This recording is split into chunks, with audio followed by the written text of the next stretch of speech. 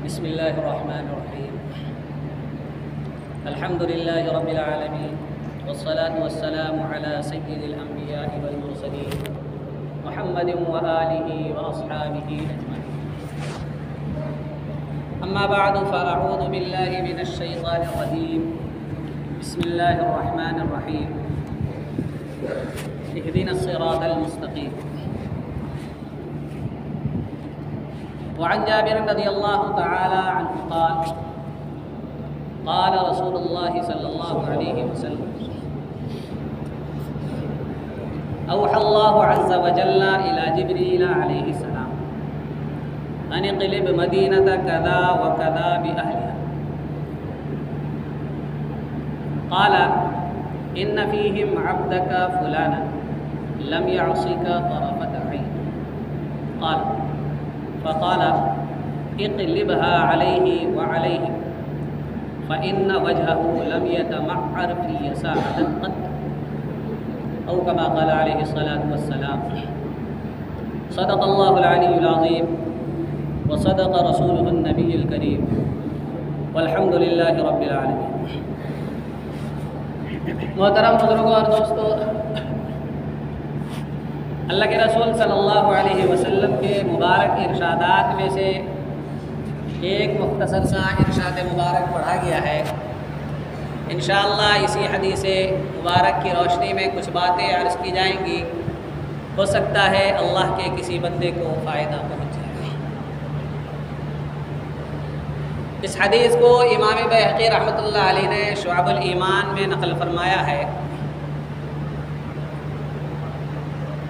اس حدیث میں دین اسلام کے ایک اہم ترین حکم اور ایک اہم ترین شعبے کی جانب توجہ دلائی گئی. انسانوں کو اللہ تبارک و تعالی نے پیدا کیا تو ایسے ہی نہیں، بیکار نہیں، بلکہ اس کو پیدا کرنے کا ایک خاص مقصد ہے. پیدا کرنے کے بعد اللہ تعالیٰ نے اس پر کچھ ذمہ داریاں بھی ڈالی. اب یہ نہیں کہ انسان دنیا میں آئے، کھائے پیے، گھر بنائے، بیوی بچے بنائے، اور جب ٹائم آئے تو مر جائے اور اس دنیا سے چلا جائے. یہ زندگی تو جانوروں والی زندگی، مکھی مچھر اس طرح کی زندگی گزارتے ہیں. چنانچہ جانوروں کو آپ دیکھ لیجئے کہ اس دنیا میں وہ آتے ہیں، پیدا ہوتے ہیں، کھاتے پیتے ہیں، کھانا پینا ان کا ہوتا ہے، بیوی بچے وہ بناتے ہیں، اور اس کے بعد ٹائم آتا ہے تو مر جاتے ہیں. اب ایک انسان ہے، اس سے آگے بڑھ کر وہ مسلمان ہونے کا دعویٰ کر رہا ہے، کہہ رہا ہے کہ میں صاحب ایمان ہوں، دین اسلام میں داخل ہوں، مذہب اسلام کی طرف میری نسبت، اور اس کے بعد مکھی مچھر کی طرح اگر وہ زندگی گزار رہا ہے تو پھر کس بنیاد پر وہ کہہ رہا ہے کہ میں اشرف المخلوقات ہوں؟ پھر تو اللہ تبارک و تعالیٰ کا جو کہنا ہے کہ اولئک کالانعام بل ھم اضل، جانوروں جیسے بلکہ اس سے بھی بیکار ہے. ہاں، تو یہاں اس دنیا میں ہمارے آنے کا اور رہنے کا مقصد کھانا پینا، گھر بنانا اور بیوی بچے بنانا یہ نہیں ہے ہمارا مقصد.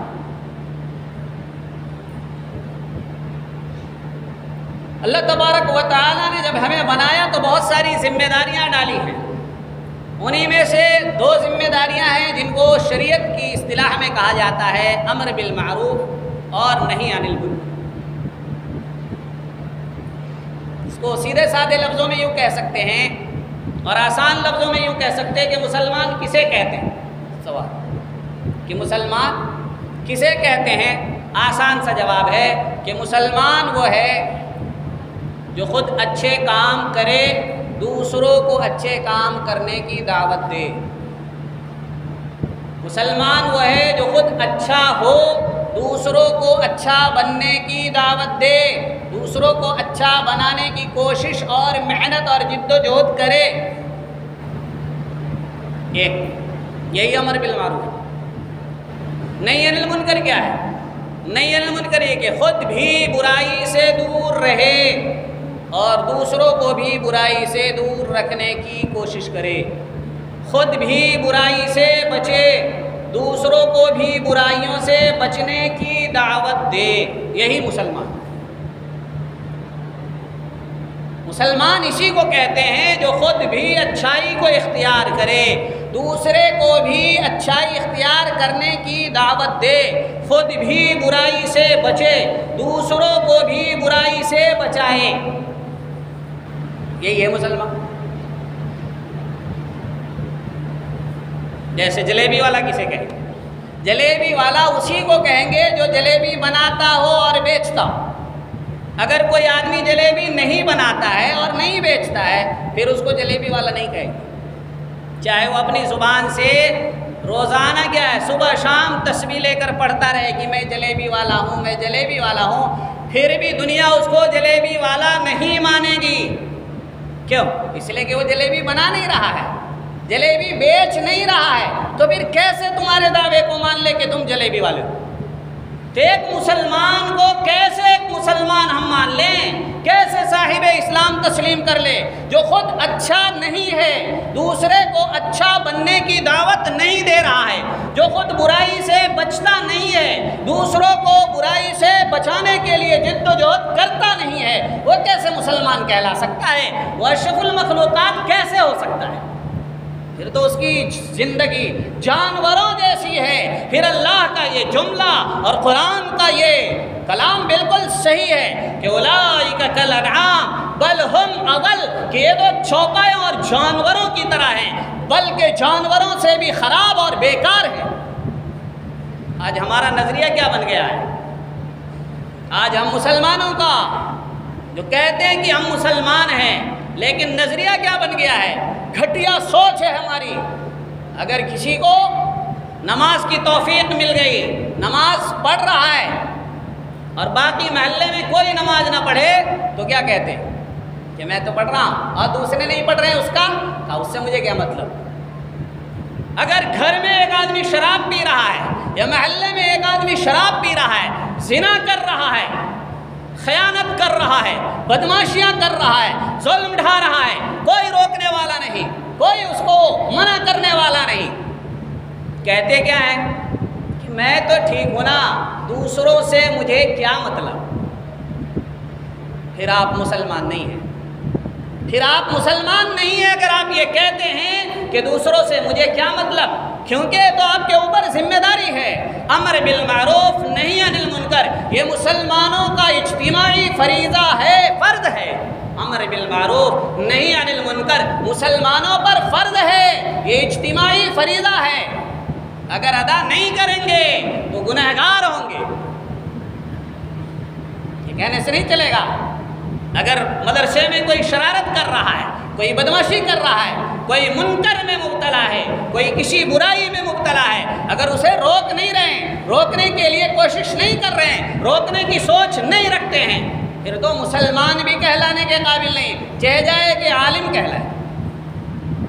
عالم تو بہت دور کی بات، ابھی تو مسلمان کا نام بھی ٹھیک طریقے سے اور کامل طریقے سے اس کے لیے ثابت نہیں ہو سکے گا۔ لیکن ہماری سوچ گھٹیا ہو چکی ہے، ہم صرف اپنے خول میں بند ہو چکے ہیں، سوچتے ہیں کہ بس اپنی فکر کر لو اور دوسرے کہاں جائیں، جہاں بھی جانا جائے، جبکہ ابتدائی وحی ہے۔ کیا فرمایا اللہ تعالی نے؟ قم فانذر، شروع میں وحی آئی ہے، اللہ کے نبی صلی اللہ علیہ وسلم کے اوپر وحی آئی، ابتدا میں، آغاز میں، بالکل شروع میں آئی ہے۔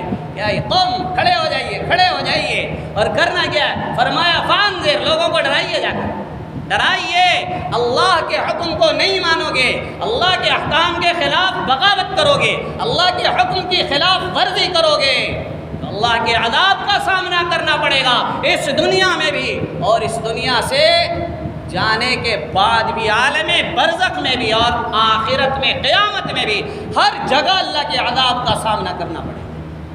اس لیے تو ہماری ذمہ داری ہے، قم فانذر، کہا بھی گیا قرآن میں وَلْتَكُن مِّنكُمْ أُمَّةٌ کہ تمہارے درمیان ایک جماعت ہونی چاہیے باقاعدہ يَأْمُرُونَ بِالْمَعْرُوفِ وَيَنْهَوْنَ عَنِ الْمُنكَرِ، یہ ذمہ داری ہے ہماری۔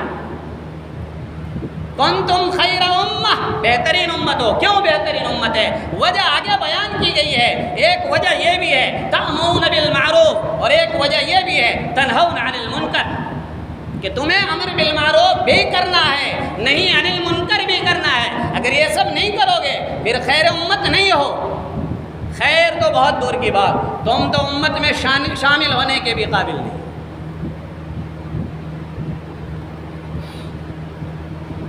اسی سلسلے میں جو لوگ نہیں عن المنکر نہیں کرتے ہیں، برائیوں کو اپنے محلے سے، اپنے گھر سے، اپنے گاؤں سے، اپنی بستی سے، اپنے آس پاس کے لوگوں سے بھگانے کی، ختم کرنے کی، دور کرنے کی کوشش نہیں کرتے ہیں، ان کے متعلق ہی یہ حدیث آئی ہے جو یہ نظریہ رکھتے ہیں کہ میں ٹھیک ہوں، بس دوسروں سے مجھے کیا مطلب۔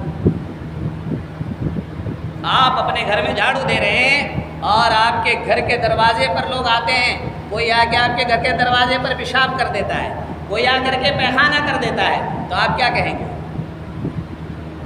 یہ تو کہہ کے نہیں کہیں نا کہ میرا گھر تو صاف ہے، میں تو اپنے گھر کا ذمہ دار، تو باہر آپ تو فوراً بھگائیں گے کہ میرے گھر کے سامنے کیوں پیشاب کر رہے ہیں، اور گھر کے سامنے اگر کوئی شراب پی رہا ہے تو کوئی مطلب نہیں، بلکہ گھر کے اندر کوئی شراب پی رہا ہے تو کوئی مطلب نہیں، گھر کے اندر کوئی نماز نہیں پڑھ رہا ہے تو کوئی مطلب نہیں، گھر کے اندر کوئی روزہ نہیں رکھ رہا ہے تو کوئی مطلب نہیں۔ اگر کھانسی اور بخار ہو جائے بچے کو، بیوی گناہ ڈاکٹر کے پاس لے کر دوڑتے ہیں، لیکن اگر اس کے اندر نماز نہ پڑھنے کی بیماری آ جائے، روزہ نہ رکھنے کی بیماری آ جائے، جھوٹ بولنے کی بیماری آ جائے، طرح طرح کی بدماشیاں اس کے اندر شرارتیں آ جائے، کوئی فکر نہیں، کہتے بس بچہ ہے، کہتے یہ کرے نہ کرے ہمیں کیا مطلب۔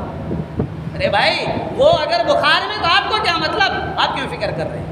آپ کے پڑوس میں اگر کسی کے گھر میں آگ لگ جائے تو آپ یہ کہہ کے تو نہیں چپ بیٹھ سکتے نا، اس کے گھر میں آگ لگی ہے مجھے کیا مطلب، کیونکہ آپ کو پتہ ہے کہ اس کے گھر کی آگ آپ کے گھر میں بھی پہنچے گی، تھوڑی دیر کے بعد آپ کے گھر میں بھی پہنچے گی۔ ایسے ہی یہ برائی اگر آپ نے اپنے معاشرے میں پھیلنے دی، اپنے محلے میں، اپنے گاؤں میں پھیلنے دی، تو اس برائی کے اثرات آپ کے گھر تک بھی پہنچیں گے۔ آپ محفوظ نہیں رہ سکتے یہ کہہ کر کے کہ مجھے کیا مطلب، میں تو ٹھیک ہوں۔ چنانچہ مسجد میں دیکھ لیجئے، ابھی جمعے کی نماز ختم ہوگی، اب دوڑ پڑیں گے سارے کے سارے، بس 2 رکعت پڑھ کے ایسے دوڑ پڑیں گے جیسے جیل کا دروازہ کھول دیا گیا۔ کیا سنت کو چھوڑنا یہ منکر نہیں ہے؟ 2 رکعت آگے تحیات میں بیٹھتے ہیں، دوسری رکعت کے تحیات میں بیٹھتے ہیں اور جانے کی فکر سوار ہو جاتی ہے، ابھی امام نے پہلا سلام پھیرا نہیں ہوتا، اس سے پہلے جانے کا مزاج بن چکا ہوتا ہے۔ اگر ان کے بس میں ہو تو وہ تو سلام پھیرے بغیر ہی دوڑ پڑے ایک دم سے، عجیب و غریب مسئلہ ہے، اور باقی سب چپ چاپ ایسے دیکھتے ہیں کہ وہ جا رہا ہے مجھے کیا مطلب، حالانکہ ہونا یہ چاہیے ایک دم سے آپ پکڑ لیتے کہ کہاں جا رہے ہیں، کھڑے ہو جاؤ، رکو یہیں پر اور نماز پڑھ کے جانا، سنت پڑھ کے جانا، یہ ہے ایک مسلمان کی ذمہ داری۔ اللہ نے جو ذمہ داری دی ہے اس ذمہ داری کو ادا کریں۔ اگر آپ کے ساتھیوں میں کوئی بدماشی کر رہا ہے، آپ کی ذمہ داری بنتی ہے کہ اس کا ہاتھ پکڑے کہ کیوں بدماشی کر رہا ہے، اولاً سمجھائیں، نہ سمجھے سیدھے پکڑ کے استاد کے پاس لے جائے، دفتر میں لے جائے۔ بہت سارے ایسے موقع پر عجیب غریب حدیث سناتے رہتے کہ لا يدخل الجنت نمام، کہ چغل خور جنت میں نہیں جائے گا۔ یہ چغل خوری نہیں ہے، یہ آپ کے اصلاح کی غرض سے کیا گیا ہے۔ اسی وجہ سے محدثین کرام سے کیا کہا گیا کہ آپ لوگ راویوں پر طرح طرح کی جرح اور تنقید کرتے، ان کی برائی کرتے، یہ تو غیبت ہے۔ کہا غیبت نہیں ہے، یہ تو نصیحت ہے، خیر خواہی، امت کی خیر خواہی ہے، ورنہ غلط حدیثیں امت تک پہنچے گی اگر ہم ان کی برائیوں کو واضح نہیں کریں گے۔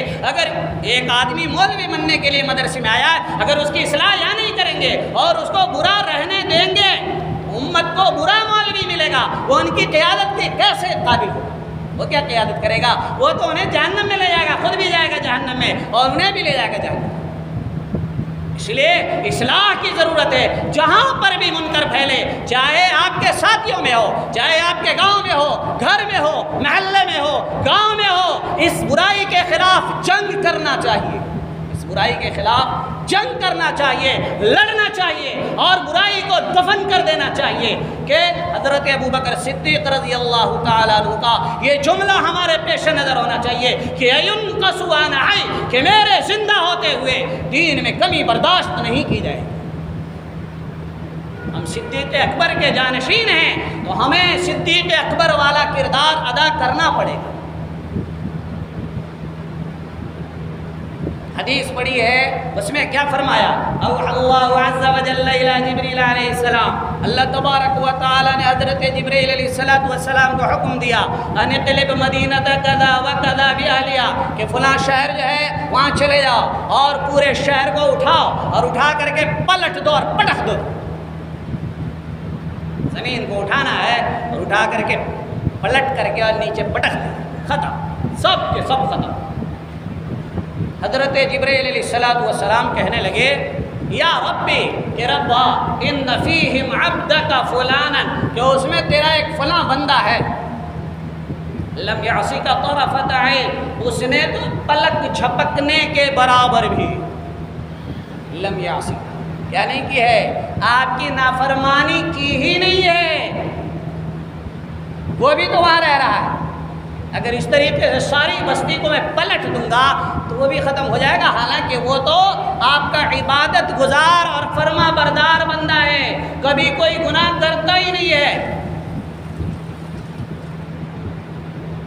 پھر اس حکم کی حکمت کیا ہے؟ اللہ تبارک و تعالی نے اگلا حکم دیا کہ اقلبها علیہ وعلیہ، کہ پہلے کیا کرنا ہے، اسی آدمی کو کیا کرنا ہے، جہاں وہ رہتا ہے اس علاقے کو پہلے اٹھانا ہے، پلٹ کر کے نیچے پٹخ دینا ہے، باقی لوگوں کو بعد میں، باقی لوگوں کو بعد میں۔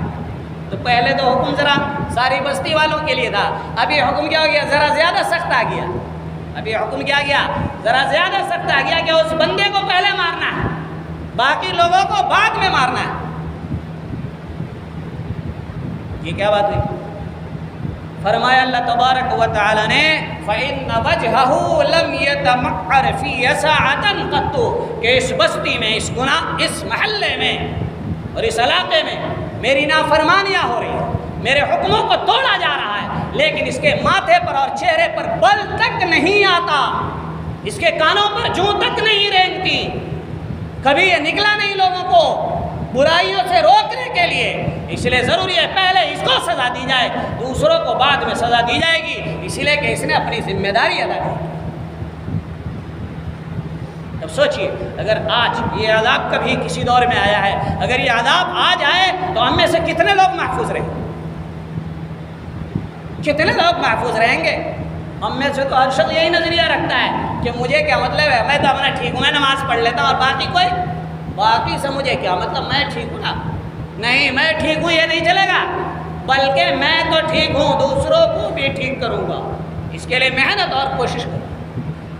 امام ابن کثیر نے البدایہ والنہایہ اس میں ایک واقعہ نقل فرمایا ہے، 3 صدی ہجری کا واقعہ۔ ایک تاجر ہے، اس نے اپنا واقعہ خود نقل کیا ہے، وہ کہتا ہے کہ ایک شخص جو ہے اس کے ذمے میرا کچھ مال تھا، قرض تھا، وہ حکومت کا آدمی تھا، بڑا آدمی تھا، تو اس نے مجھ سے کچھ سامان، تاجر تھا تو تاجر سے سامان لیا ہوگا، پیسے دینے کے لیے تیار نہیں ہوگا، تو کہا میرا اس کے ذمے کچھ قرض تھا، میں جاتا تھا اس کے پاس بار بار کہ بھائی پیسے دے دو، اور وہ مجھے ڈرا دھمکا کر کے بھگا دیتا تو پیسے دیتا ہی۔ جب بار بار یہی صورتحال پیش آئی اور دینے کو تیار نہیں ہوا تو میں نے اس کی شکایت وزیر کے پاس کی۔ ایک وزیر جیسے ہمارے زمانے میں ایم ایل اے کے پاس جا کر گیا شکایت کر، کہا کوئی فائدہ نہیں ہوا اس کا، ایم ایل اے کا بھی کوئی فائدہ نہیں ہوا اس کو کہنے کا، شکایت کا کوئی فائدہ، اس کے بعد بھی نہیں مانی۔ پھر میں پریشان گھومتا رہا، کہا کہ ملک اور حکومت کے جو بڑے بڑے عہدے دار سب تھے، بہت ساروں کے پاس گیا، سب کے پاس شکایت کی، لیکن کسی کے پاس بھی شکایت کا کوئی فائدہ ہی نہیں۔ وہ جیسے جیسے لوگ کہتے تھے تو اس کے انکار میں اور شدت آتی جاتی تھی، اور کہتا تھا اب دیتا ہی نہیں، کر لے کیا کرے۔ کہا بہت پریشان تھا، ایک آدمی سے ملاقات ہوئی اور اس نے کہا کہ ہمارے محلے میں ایک درزی ہے جو امام صاحب ہے مسجد کے، ان سے کیوں نہیں شکایت کرتے؟ کہا بڑے بڑے وزیروں سے شکایت کی، ہمارے زمانے کے حساب سے پردھان سے بھی شکایت کر دی، ایم ایل اے سے بھی شکایت کر دی، ایم پی سے بھی شکایت کر دی، سمجھ رہے ہو، اور کوئی فائدہ ہی نہیں ہوا۔ یہ درزی بیچارہ کیا کرے گا؟ اور مسجد کے امام صاحب سے کیا ہونے والا ہے بتاؤ؟ انہوں نے کہا بھائی تو میری بات مان، جن لوگوں کے پاس تو نے شکایت کی نا اس سے کہیں زیادہ پاورفل ہے وہ آدمی، تو جا کر دیکھ، تیرا مسئلہ مجھے امید ہے کہ حل ہو جائے۔ کہا بالآخر اس کے بار بار اصرار کرنے کی وجہ سے میں اس درزی کے پاس جو امام صاحب تھے مسجد کے، ان کے پاس چلا گیا۔ ان کے سامنے میں نے اپنا مسئلہ رکھ کر بتایا کہ پیسے دینے کو تیار نہیں، بہت سارے لوگوں کے پاس میں نے شکایت کی، بڑے بڑے لوگوں کے پاس، سب کا نام بھی بتایا، کہا کہ کوئی فائدہ نہیں، دینے کو تیار نہیں۔ اس نے کہا اٹھو چلو، وہ درزی جو امام صاحب تھا اس نے کہا کہ چلو میرے ساتھ چلو، اور وہاں پہنچا۔ اس آدمی نے جیسے ہی دیکھا تو کمرے کے اندر، گھر کے اندر گیا اور کہا جتنے پیسے میرے بنتے تھے، اس آدمی کو دیکھا، درزی کو اور امام صاحب کو دیکھتے ہی کمرے کے اندر گیا اور جتنے پیسے تھے میرے سب لا کر کے، 1 روپے کی بھی کمی نہیں، سب لا کر کے اس نے فوراً میرے حوالے کیا۔ اور اس درزی نے، امام صاحب نے کہا کیا؟ اس کو کہا صرف ایک جملہ کہا کہ اس کے جتنے پیسے بنتے ہیں وہ سب دے دو ورنہ میں اذان دے دوں گا۔ کیا کہا؟ اس کے جتنے پیسے بنتے ہیں سارے پیسے دے دو فوراً، نہیں تو میں اذان دے دوں گا۔ اور یہ سنتے ہی وہ بیچارہ ڈر گیا، گھبرا گیا، اس کے چہرے کا رنگ بدل گیا، اور فوراً گیا کمرے کے اندر اور 1-1 روپے گن گن کر کے لا کر کے اس نے میرے حوالے کیا۔ آ گیا لے کر کے پیسہ، بڑا خوش ہوا میں، اور آیا تو مجھے حیرت بھی، بڑی حیرانی ہوئی کہ بھائی اتنے بڑے بڑے وزیروں سے کام نہیں بن سکا اور میرا مسئلہ حل نہیں ہو سکا، اس نے صرف ایک جملہ کہا اور مسئلہ فوراً حل ہو گیا۔ آخر اس کے اندر کیا پاور اور کون سی طاقت ہے؟ تو میں نے اس سے پوچھا کہ کیا معاملہ ہے؟ اس سے پہلے میں نے کہا کہ حضرت آپ کی وجہ سے میرے اتنے سارے پیسے جو ڈوب رہے تھے وہ تو ہاتھ آ گئے، تو ایسا کچھ ہے آپ قبول فرما لیجئے۔ کہنے لگے امام صاحب، کیا کہنے لگے کہ اگر پیسہ ہی میرا مقصود ہوتا، اگر پیسہ ہی اور مال ہی میرا مقصود ہوتا تو جتنا تم نے لیا نا اس سے بھی کہیں زیادہ مال بنا چکا ہوتا میں، یہ میرا مقصد ہے ہی نہیں۔ کہا حضرت ایک بات تو بتا دیجئے کہ آپ کو دیکھتے ہی اور آپ کے ایک جملہ کہتے ہی اس نے پیسہ کیسے ادا کر دیا، اور اس جملے کا مطلب کیا ہوا کہ اس کے پیسے دے دو ورنہ میں اذان دے دوں گا، یہ اذان دینے کا کیا مطلب؟ کہا کہ چلو چھوڑو تمہارا کام ہو گیا بس جاؤ، لیکن وہ تو پیچھے پڑ گیا اور کہا کہ نہیں حضرت آپ تو بتائیں گے مجھے کہ مسئلہ کیا ہے، یہ اذان کا مسئلہ کیا ہے وہ بتائیے۔ بالآخر اس کو سنایا کہ بہت پہلے ایک شخص میں، ہمارے پڑوس میں ایک ترکی امیر رہا کرتا تھا۔ امیر کا مطلب حاکم، وزیر قسم کا آدمی، یہ ہمارے پڑوس میں رہتا تھا اور نوجوان تھا، بڑا حسین و جمیل تھا، بڑا خوبصورت تھا۔ ایک دن اس کے گھر کے پاس سے ایک خوبصورت نوجوان عورت اس کے گھر کے پاس سے گزری۔ وہ ترکی امیر جو ہے شراب پی کر نشے کی کیفیت، نشے کی حالت میں تھا۔ اس نے عورت کو دیکھا، اب دوڑ کے چلا آیا اور اس عورت کو لے جانے لگا اپنے گھر، زبردستی زنا کرنے لگا۔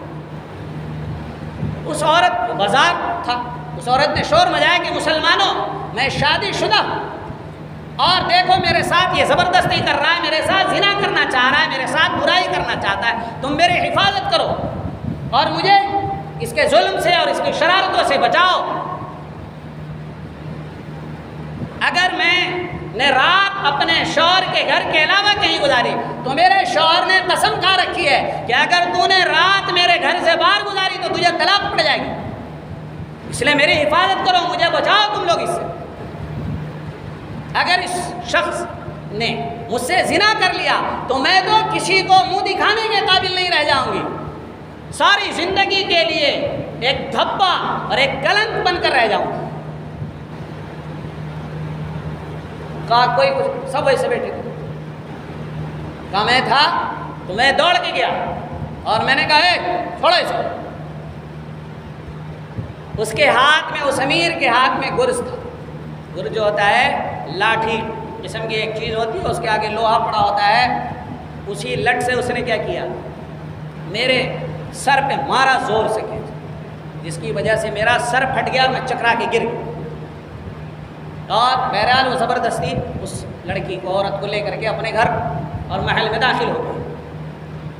پھر میں اٹھا وہاں سے اور اٹھ کر کے میں گھر گیا.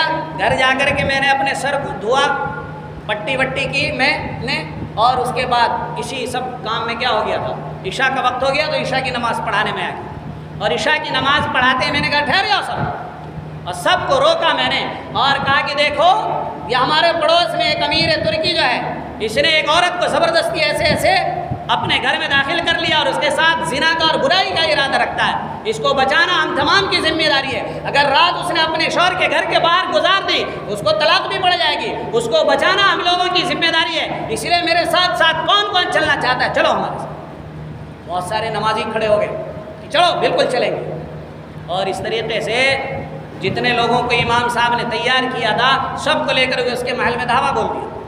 وہاں پر اس کے غلام تھے، نوکر چاکر تھے، سب وہ سب بھی اپنے بچاؤ کے لیے اور اپنے امیر کی حفاظت کے لیے لاٹھی ڈنڈے یہ سب لے کر کے آگے. اور اس طریقے سے ان سارے نوکر چاکر اور غلاموں نے لوگوں پر حملہ کر دیا اور مار مار کے سب کو بھگا دیا. اور جو امیر تھا ترکی، اس نے مجھے دیکھا، کہا اچھا پھر آ گئے ہو. اور پھر وہ لاٹھی لے کر آیا اور پھر اس نے مارا ہاتھ پہ جہاں اس نے بہت مارا تاکہ ادھموا لہو لہان کر دیا اس نے. اور پھر مجھے اٹھا کے گھر سے باہر پھینکا. وہاں سے کسی طرح اٹھ کے میں گھر پہنچا اور مجھے سمجھ میں چوٹ اور تکلیف اور خون کی وجہ سے مجھے سمجھ میں نہیں آ رہا تھا کہ میں کروں تو کیا کروں. لیکن اندر ہی اندر میں سوچ رہا تھا کہ مجھے ہر حال میں اس عورت کو بچانا ہے اور اس کو زنا کرنے نہیں دوں گا میں اس کے ساتھ چاہے کچھ بھی.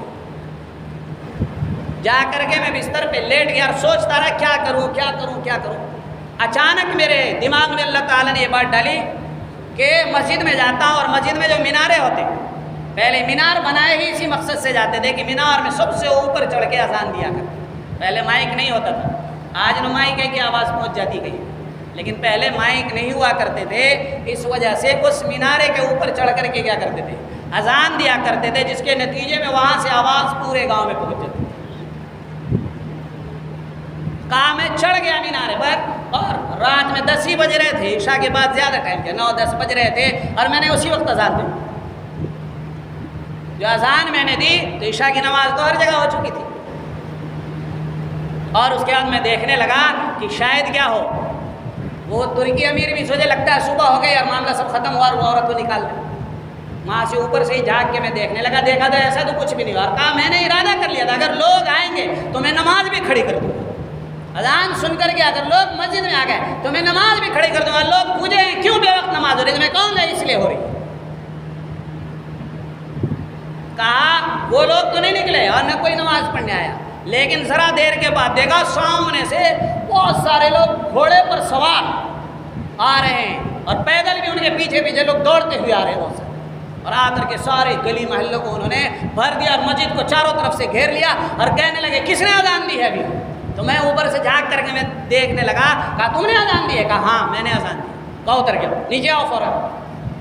اور نیچے اتر کے جب میں آیا تو ایک دم سے سب نے فوجیوں نے مجھے پکڑ لیا اور پکڑ کر کے گئے چلو امیر المومنین کے پاس.